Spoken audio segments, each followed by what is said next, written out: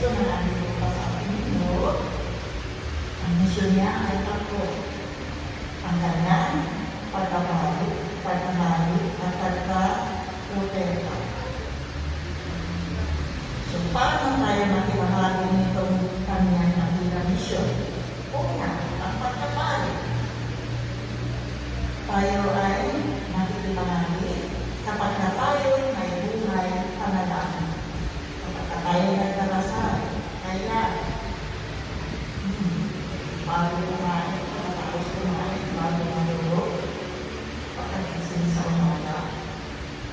Kung bawat saglit ng ating buhay, hindi lang naman ng Diyos sa kapatid mo, sa kapatid ko, hindi naman